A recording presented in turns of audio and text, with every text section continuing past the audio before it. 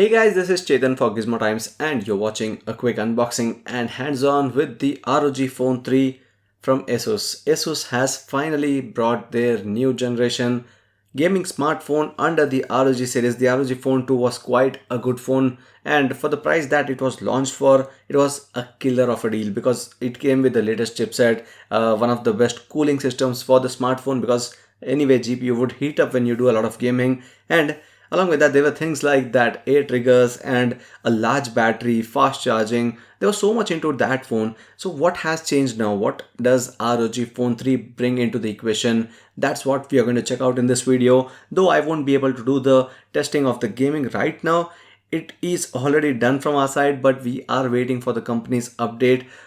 There's one update that has to be arrived, and after that we would be doing another test, and then we will actually do the gaming review of that smartphone on this channel as well as on the Gaming Josh channel. So this is the ROG Phone 3, the branding of Republic of Gamers over here, and then you have the ROG Phone 3 towards the side as well written there, and you have the pricing that is mentioned as 55,999. Now, the company had given quite a long explanation for why this pricing has increased this time. There are some factors to it, and the company can't help it when there are such factors coming into that equation. Again, there's dollar pricing. There's also the Snapdragon 865 plus chipset that is now on a higher side of the price, and this has the 5G capability as well. So in case you're someone who would usually have a smartphone for a long run, for a few years, then obviously you might be able to take advantage of the 5G networks if 5G arrives in India in a year or two. So this one is the black variant with 8 GB RAM and 128 GB storage, and there are two variants.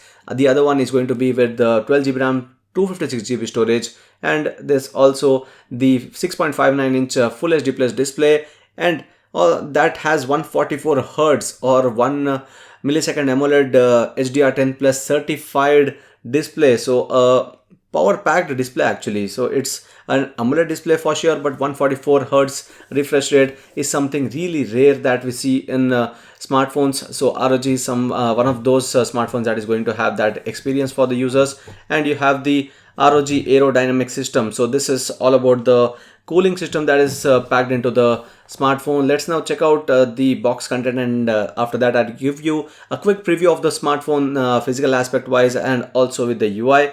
Even though, as I said again, we won't be able to show you the benchmarks right now, we won't be able to show you the gaming capabilities of the smartphone. So let's stick to only the unboxing and a quick hands-on with the ROG Phone 3. Now, as soon as we open the box package, what you would see is this message. It would be about for those who dare. So the ROG Phone is basically for those who dare, and you have a couple of accessories here, and that would include firstly this thing that is the SIM ejector tool. Again, that is coming with that unique kind of a shape. Then anyway, we have unboxed the device earlier. I had checked out everything that was there. This is just to give you a preview of what all you are getting here. This is a plastic case, and it's the ROG branding on the plastic case as well. It comes with those cutouts for the aero cooling system area where the heat dissipation happens, and now you have the do not disturb and these stickers, and there's also this quick start guide and the certification booklet as well. Now this is the smartphone. This is the ROG Phone 3, which I have already set up. As I said earlier, we had unboxed, we had set up, we had done quite a few things already, and this is how it looks like. There is some change to the design of this smartphone, but it anyway looks similar to the previous smartphone with those lines and the kind of the entire profile there, but still there are some changes to it. This is kind of a transparent area where you see the aerodynamic system being mentioned, and there's this vent where the heat dissipation would happen. A 64 megapixel Sony IMX686 sensor is offered on the back of the phone. That's something ASUS has done as a great job. I mean, for gamers this is going to be a paradise, but for other users is it going to be a big deal? Let's also check out in a few days, because we'll have to use it for a few days more to actually give our final verdict about it. For now, see, as you can see, we had done the installation of the Antutu benchmark, but we aren't going to do the test right now, since, let's be fair, the brand said that there's going to be an update with the final update for the users, which they would be also offering as the out of the box update for the buyers. So let's wait for that. Let's not do some initial testing when it's not on the final version of the software. This is the 6.59-inch display.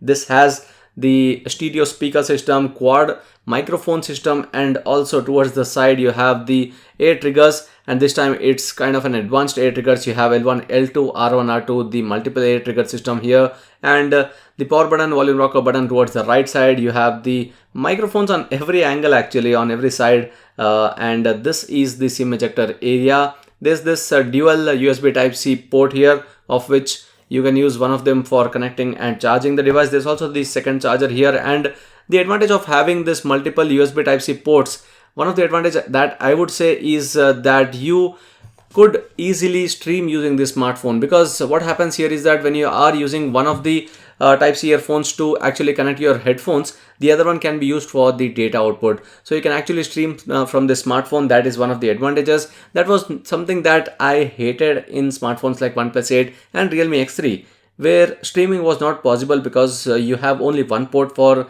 the data output as well as for the audio. So let's keep the phone aside and check out what comes apart from the smartphone. You have firstly this is the adapter, that's the Type-C to 3.5mm adapter, and then you have the charger, which comes with the 30-watt output, that's 15V2A or 10V3A, and this is the 30-watt charger that you're getting, and it comes with a Type-C to Type-C connectivity. So again, something that we rarely see. We had seen something similar to this in the Pixel series. So this cable is a Type-C to Type-C one, and these are the accessories that you get. Obviously, if you know about ROG, you should know that they do have a lot of accessories available for the users, but those are a separate purchase. They don't come inside the box. Inside the box, you get only that single plastic case that we had showed you earlier. And now this is the UI from ROG. There's a simple kind of UI, not a lot of pre-installed apps, and this is based on Android 10. That again is something that you would anyway expect from the company to offer. Right now it's Android 10 here, but what does it offer in terms of the gaming tools and everything? Game Genie is here with that game toolbar. It shows the starting animations, and then you can set your own profiles. Temperature, it can be is shown from there.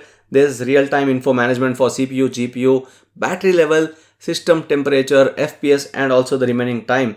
And you can live stream from the smartphone itself, or anyway, for us, we have used some tools to connect to the laptop and do the streaming, but you can actually do it live from your smartphone itself with a full HD output, and also you have either the game audio or the microphone audio. So this is the limitation from Android. I wish Asus worked on this and gave the capability of both game and microphone, which actually Realme offers, but right now you don't have that. So the solutions such as the sound card would work here if you try to stream from the smartphone, and this is the air triggers option. But to know more about those things, you'll have to actually go into the Armoury Crate. This is one of the apps from Asus that has a lot of things. So under the Armoury Crate, we have a few games installed, so let's not talk about that right now. This is the important area here. Now you see a lot of stuff here, that is the clock speed for the CPU, clock speed for the GPU, then the system temperature in Fahrenheit, and there's the RAM, available RAM here, and the available storage as well, the battery status, whether it's discharging or not, and then you have the Game Genie here, air triggers option. Air triggers, I'll do a separate video about this one. This should be very interesting to show you. And the fan. So fan also is a part of the internal setup here, or a part of the Armoury Crate. This is the X mode. Once you turn this on, not just the boost in performance is what you see, but also the animation of this one. It's the logo that lights up here, and it keeps changing the colors all the time whenever you have the screen turned on when you're gaming with the X mode turned on. Usually I would turn on X mode whenever I'm trying to play games, so obviously the lighting up on the background, it makes you look cool. So it won't actually show it to you, someone who's playing, it would show it to someone else who's on the other side watching you. So obviously that looks good, and it's just a part of looking good experience. Not that it would help anyway, but still it looks good, and it helps let others know that you are using the ROG phone and you are a proper gamer who knows stuff about gaming and around it. So this is the camera application. You have the photo, video, and under video you have the option of 8K videos. So that's another important thing here. Snapdragon 865 Plus at 3.1 GHz offers 8K video recording capability, and for the sensors, it does have the gyroscope sensor. So if you are a gamer, gyroscope is something that is very important, and that is also offered here. And for the selfie, the smartphone offers a 25 megapixel selfie camera. On the back, there are actually a total of 3 cameras, of which the first one is a 64 megapixel primary camera. There's a 13 megapixel wide angle camera with a 125-degree field of view, and there's also a 5 megapixel macro camera with the f2.0 aperture. So the selfie camera here is not a 25 MP one, it's a 24 megapixel selfie camera, but a large resolution, so it should surely help. There are a lot of things to actually talk about the smartphone. It won't be enough to talk about everything here in a single video. We'll be doing a few featured videos to let you know how things work in a smartphone that is packed with a lot of things. And before we end, let me also talk about the pricing, why the company said it's going to be high, and what I feel about it. So earlier the ROG Phone 2 was about 38,000 rupees when it was launched, and now we aren't sure about the exact pricing of this one. I'm hoping it goes to around 50,000, but in case it doesn't, the price would be around 52, 53, around that price. And I would say I still don't feel that this is going to be a really high price for a lot of users who are especially into gaming. What options do you have in this price? First would be the OnePlus 8 Pro, then you have the iPhone XR. Because the iPhone SE 2020, I'm still using it and the battery life sucks. So iPhone XR is one of the options, and OnePlus 8 Pro, as I said, and only a couple of other options. So a full-fledged gaming smartphone, if you are a gamer and also are planning to do a streaming kind of a setup, I would say it's not a bad choice at all, since for 55,000 rupees as well, this has everything that a gamer would need. It has the support for HDMI output. It has support for multiple USB Type-C ports, so that you don't have the issue of audio with the data output there. So no such issue. And I'm not just saying that because this is a fully fledged smartphone with a lot of features. I'm saying it because based on our experience, for gamers, what they require is everything that is given in the smartphone. So that is the reason I feel like this is quite a good phone for the price. But again, some who aren't into gaming might feel like this is an overkill here, because the phone is also quite heavy, quite hefty, not easy to control with a single hand. But again, that depends from user to user. And for the price, as the company had mentioned, there are things such as the dollar pricing or the dollar conversion rate for the components to enter into the market and then getting manufactured here, and also the pricing of the chipsets here. It's a 5G chipset. I don't think Asus had chosen the 865 Plus for its 5G capability. They did it for the performance, but again, 5G comes as a part of the package, and the pricing chipset anyway would be high for this being the latest processor with the highest clock speed so far. Obviously that also costs more and adds to the final costing. So the pricing is around the 50 to 55,000 mark.